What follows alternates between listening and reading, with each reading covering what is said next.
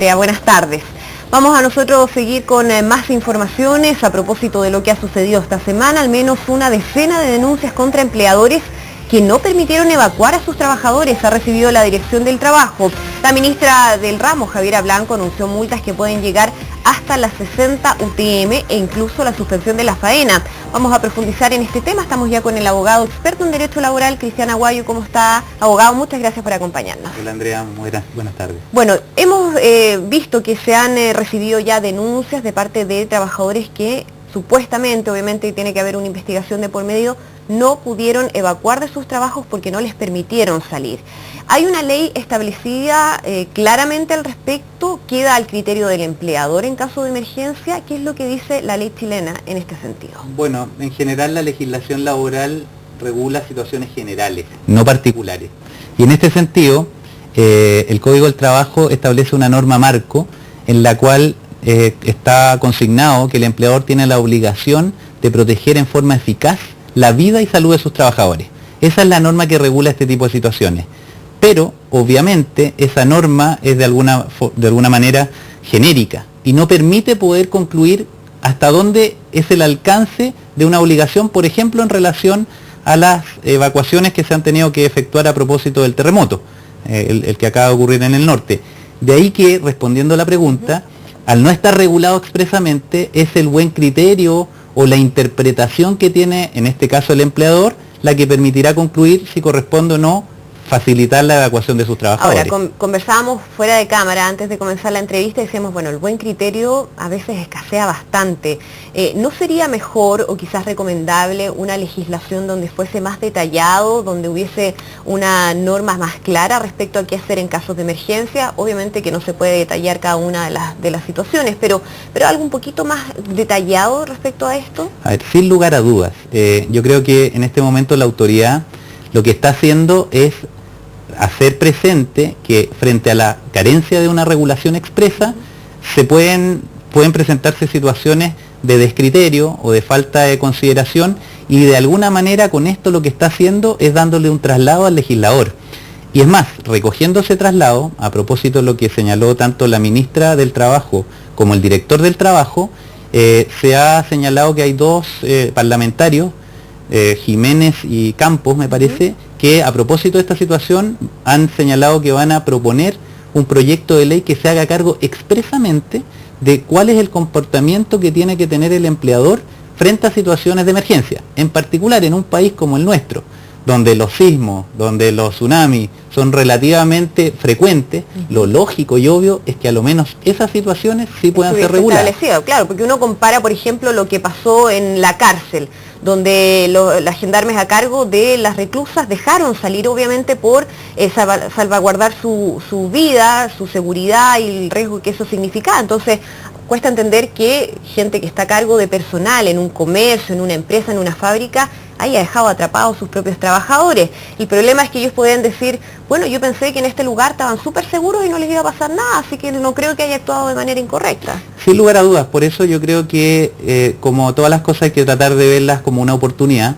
Yo creo que esta es la oportunidad precisamente de decir, bueno, ya nos pasó el año 2010 y existieron iniciativas legales que lamentablemente no se tradujeron concretamente en normas, sino que existió jurisprudencia de la Inspección del Trabajo que dictó ciertos parámetros a propósito de la ocurrencia de terremotos, por ejemplo, para que fuera una causal de despido, pero no se tradujo en ley. Yo creo que en esta oportunidad va a ser muy oportuno que se llegue finalmente a una legislación que permite decir, bueno, no dejemos este tipo de situaciones al buen criterio o a la sensibilidad de quien es el empleador, sino que regulémoslo con ciertos parámetros estándar, que obviamente ahí hay técnicas legislativas que pueden ser más o menos complejas, pero lo que quieren velar es por la vida de los trabajadores, las personas. Interesante lo que usted mencionaba respecto a la jurisprudencia que se generó a partir del terremoto del 27 de febrero de 2010.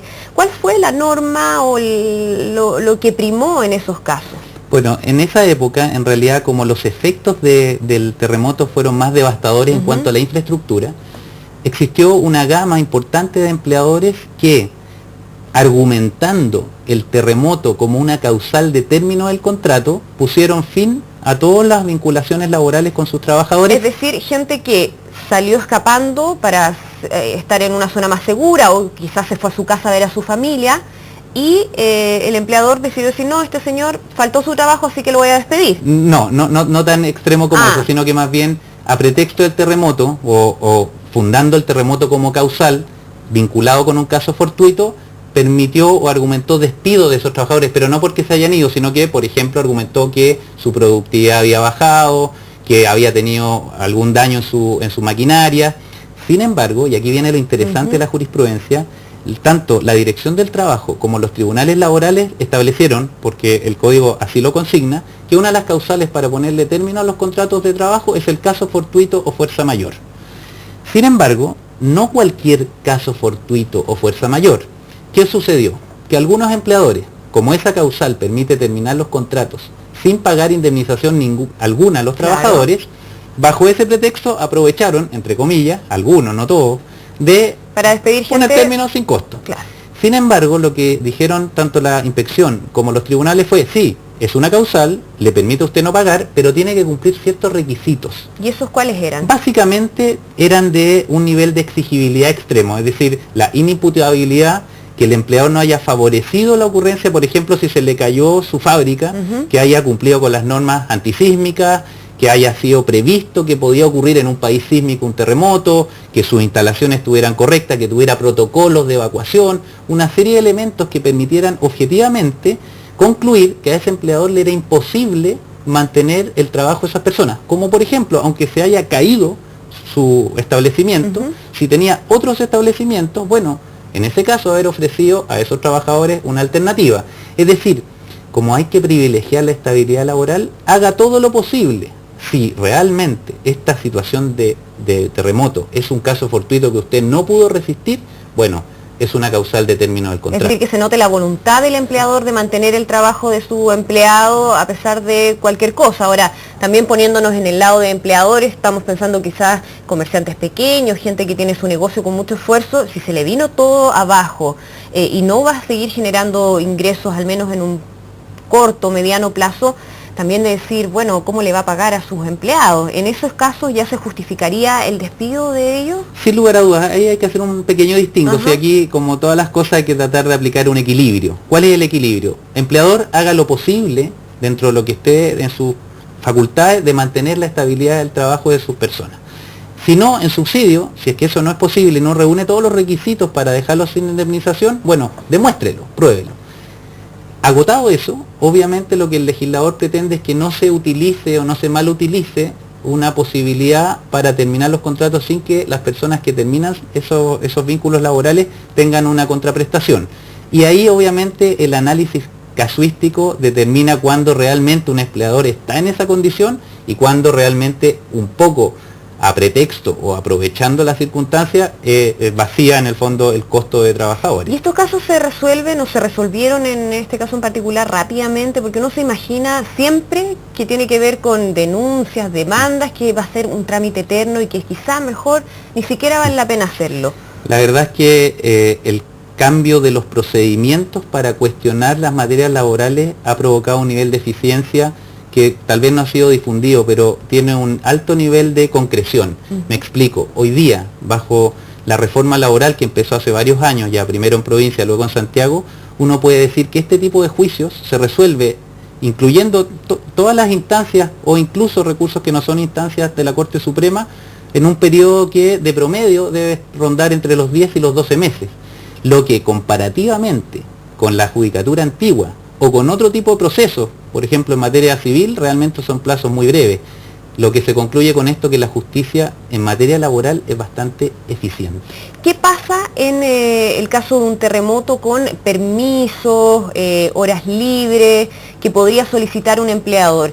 Me imagino que la gente del norte tiene problemas en sus casas, está con quizás crisis de pánico, con estrés, con temas familiares que no se han resuelto quizás de la mejor forma. ¿Hay una obligación de parte del empleador o también queda el criterio de él si es que le da permiso o no le da permiso para faltar al trabajo? Andrea, esa es una excelente pregunta. También enfrenta un vacío legal. ¿Cómo se completa ese vacío? Un poco con la jurisprudencia, con los casos parecidos. De hecho, creo que ayer el director del trabajo señaló que le solicitaba a los empleadores que tuvieran la disposición a permitir a aquellos trabajadores que tienen una razón fundada para no asistir a su trabajo, que consideraran esa inasistencia como justificada.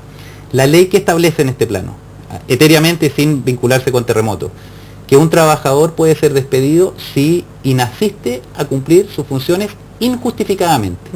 Ahora, ¿será o no justificado la inasistencia en cada caso? La verdad es que va a depender de las circunstancias, porque no es lo mismo tal vez un trabajador soltero que vive en Iquique, en el interior, que tal vez una madre que tiene a su familia cerca de la costa y por lo tanto existe un peligro para hijos menores. Por lo tanto, la conclusión de si eso no es justificado también hay que aplicarlo al caso en particular. Y los parámetros para poder concluir eso están en casos similares, es decir, cuando uno estudia qué han dicho los tribunales en casos similares. Y ahí vuelvo a la regla general, la sensatez, el buen criterio, el equilibrio es lo que permite concluir, mire, en realidad es razonable que esta persona no asista un día o 2 días, o la verdad es que está tratando de aprovechar este pretexto para ir a tomar sol, digamos. Claro, idealmente sea con buena fe de parte del empleador y del empleado, ¿cierto? Muy bien, abogado, muchísimas gracias por acompañarnos, que esté muy bien. Muchas gracias, Andrea. Buenas tardes.